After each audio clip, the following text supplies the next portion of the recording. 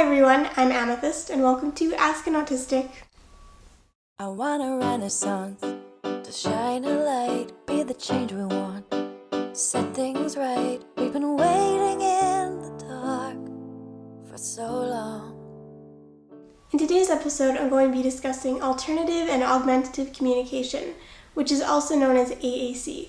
About 15 to 20% of autistic people will never develop oral communication, that is, speaking verbally with the mouth parts.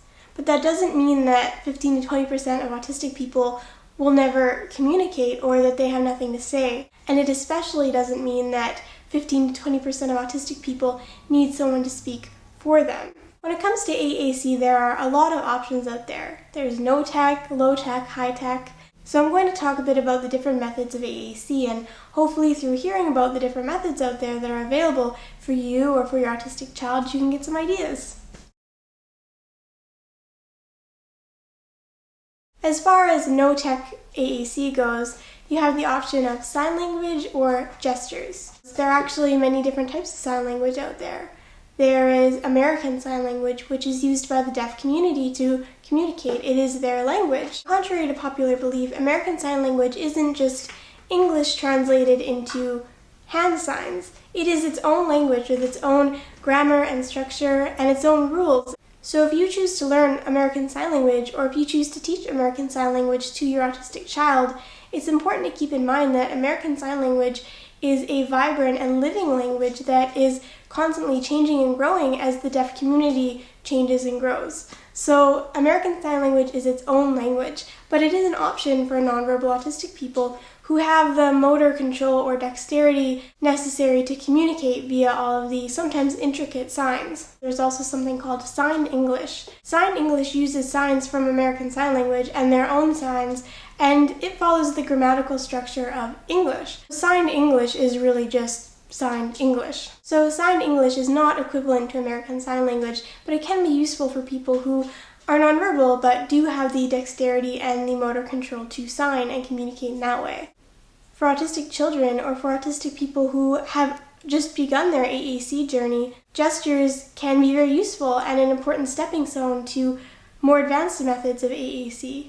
Gestures can be very simple. For example, teaching an autistic child or an autistic person to put their index finger to their mouth to indicate that they are hungry. Of course, gestures are very limited, and so that's a con. But a pro is that chances are your autistic child already has some gestures that they use in everyday life to try to communicate with you. Using a letterboard to communicate is one of the most common methods of AAC used amongst autistic people. When you use a letterboard to communicate, you either have a piece of laminated paper or maybe a stencil with the alphabet on it, and you point either with your finger or a pencil or another object to each letter individually to spell out words in your language. The pros of using a letterboard, besides the obvious of facilitating communication and allowing autistic people to express themselves, is that it takes maybe less dexterity or can be easier on an autistic person than typing on a keyboard or on a tablet. Two cons are that it can be slow, and so people who aren't used to communicating with somebody using AAC may become impatient. And of course that's their problem, but it is a con or something to consider. Another thing to keep in mind is that when you're using a letterboard or the rapid prompting method to communicate, autistic people can get quite fast, or you can lose track as you are reading. So you might need somebody sitting nearby to jot down with a pencil and paper what the autistic person is saying. I'll link to the website for the rapid prompting method below. I don't have a lot of scientific evidence to back it up, but I have heard claims and read stories from autistic people and their families who have had a lot of success with the rapid prompting method. And so if you are the parent of an autistic child and you are considering methods of communication and you want to go low tech, I would recommend that you look into the rapid prompting method. And I'll also link to some resources below on how to make your own letterboard. A method of AAC that I use personally when I go nonverbal or when I'm having a really low spoon day and I don't have a lot of energy to expend on talking is writing with a pen or a pencil in a notebook. In fact, I carry a little notebook with me in my purse at all times, so if I need to conserve my words or if I have no words left but I need to communicate something, I can just pull out my little notebook and my pen and I can write to Marvin. There are times when I am so overloaded or my brain is under a lot of stress because I am still going through burnout that I actually don't remember how to write, or if I do, it's very scribbly. If my dyspraxia is particularly bad that day, or if I'm having trouble understanding what letters and words mean, then, that method, writing with a pencil and a paper, is not going to work super well. But on days when I just can't speak but I can still write, it works really well. If you are partially verbal or if you go nonverbal, it is a method of AAC to consider adding to your life because it might just make things easier for you or enable you to do things that you otherwise would not be able to do when you are out of words. Now, high-tech methods of AAC use computers. Back before tablets and the iPad, there was Vox. And in North America, Vox made these boxes, and they were quite chunky. And they had a keyboard, and they would either have a little screen that what you were typing would scroll across, or a voice output system.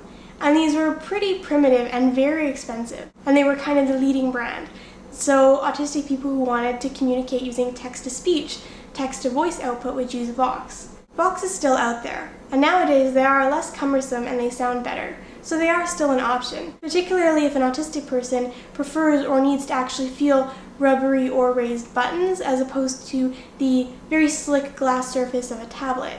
Nowadays, there are so many apps for the iPad and for other tablets, but particularly iPad, that can enable a nonverbal autistic person to communicate. I've noticed that they're kind of split into two categories. The first category is a picture-based system, and in this picture-style app, the autistic person or child will select pictures or images of what they want to say or ask for. So in that way, it's very similar to PECS or PECS. And yes, I haven't mentioned PECS, and that is because I am going to do another video just on PECS in the future. So stay tuned for that one. So you have this first category of picture-based AAC apps. And some of them do have voice output. And then in the second category, you have text-to-speech apps. Apps that you actually pay for or that you pay more for tend to have a lot more features and a lot more customizable options. But what all text-to-speech apps have in common, free or paid, is that there's usually a keyboard. And the keyboard is the main method of communication. So an autistic person will input a word or a sentence, and then the app will speak the sentence that the autistic person wrote. Paid apps also tend to have more options for voices, so you can have more feminine or masculine voices and even different regional accents. Both picture-to-speech and text-to-speech apps can run pretty pricey, but when you want a comprehensive app that does everything and that has lots of customizable options, it seems like paid really is the way to go. But if you're thinking about trying out a couple of these apps, I have a couple free ones that I have tried out and that I recommend. So I will link to them in the video description below. To conclude, I want to address two frequently asked questions about AAC. The first question is from parents, and it's a pretty common one, and the question is, well, if I provide my autistic child with a method of AAC, will that inhibit their verbal speech development? The answer to that one is actually no. There is two studies, one in 2003 and one in 2006, that I will link to below, so the source is there. These studies showed that it's actually the opposite. Methods of AAC, like text-to-speech, can actually facilitate the development of verbal spoken language in autistic children. Many autistic children will repeat what their iPad app or what their VoxBox outputs. So through that form of echolalia, they can learn to communicate verbally and to be comfortable doing so. The second question I get about AAC is, does my autistic child actually need a form of AAC? And to that I say yes, 100 times yes. To be unable to communicate even your most basic needs and wants, to be unable to express yourself, your thoughts, your inner world of emotion and memory, it is very, very frustrating. Autistic people deserve and have the right to communicate. So I say yes, nonverbal autistic children need AAC. And of course, any of these methods of AAC can be used in combination or together with another method of AAC. In fact, you could put all of them to use if that's what works for you or for your autistic child. And for those autistics out there who are partially verbal or who go nonverbal but are largely verbal most of the time, AAC is for you too. No matter where you are on the spectrum, if you're autistic, AAC has the potential to change your life for the better and to enable you to do cool things. So again, I will have links to every method of AAC that I discussed in this video in the video description. Also links on how to make your own letterboard at home, and links to some free iPad apps that I have tried out and that I recommend. If you have an autism-related question that you would like answered, feel free to post it in the comment section below or message it to me. This has been Ask an Autistic with Amethyst. Thank you for watching. I want a renaissance to shine a light, be the change we want, set things right. We've been waiting in the dark for so long.